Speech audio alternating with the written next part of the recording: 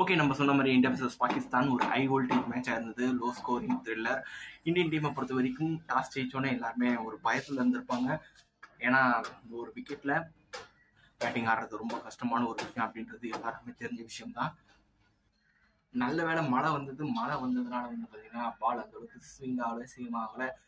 பால் வந்து பார்த்தீங்கன்னா வெட்டானதுனால கொஞ்சம் பேட்டிங் ஆடுறதுக்கு ஈஸியாக இருந்தது. அதனால இந்தியன் டீம் வந்து பார்த்தீங்கன்னா ஃபர்ஸ்ட் ஒரு 10 ஓவர் பேட்டிங் ஆடுறதுக்கு ஈஸியாக இருந்தது. இதுக்கு வந்து பார்த்தீங்கன்னா நம்ம மழைக்கு தான் தேங்க்ஸ் சொல்லி ஆகணும்.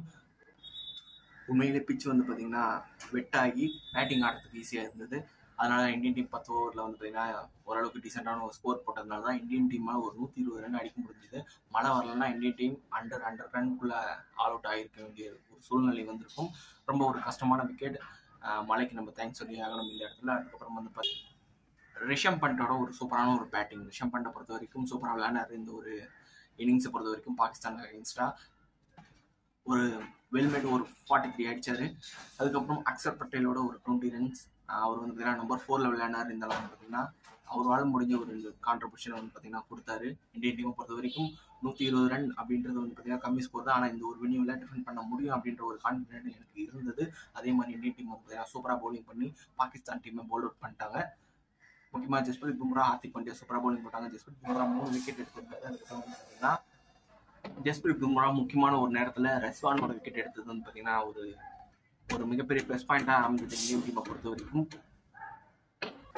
ஓவரால் இந்தியன் டீமை பொறுத்த வரைக்கும் ஜஸ்பிரீத் பும்ரா 3 விக்கெட், ஹார்திக் பாண்டியாவோட ஒரு 2 விக்கெட் இந்தியன் டீம் ஜெயிக்கிறதுக்கு ஒரு முக்கியமான ஒரு காரணமாக இருந்தது. அது மட்டும் இல்லாமல் வந்து பார்த்தீங்கன்னா ரோஹித் சர்மாவோட கேப்டன்சியும் வந்து பார்த்தீங்கன்னா செம பிரில்லியண்டாக பவுலர்ஸை ரொட்டேட் பண்ணார்.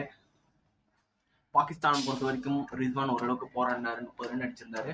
மற்றபடி எந்த ஒரு பேட்ஸ்மேன் கிட்ட இருந்தும் அவர் பெருசாக கான்ட்ரிபியூஷன் வரல. இந்த ஒரு மேட்ச் இந்தியன் டீம் 6 ரன் வித்தியாசத்தில் ஜெயிச்சிட்டாங்க.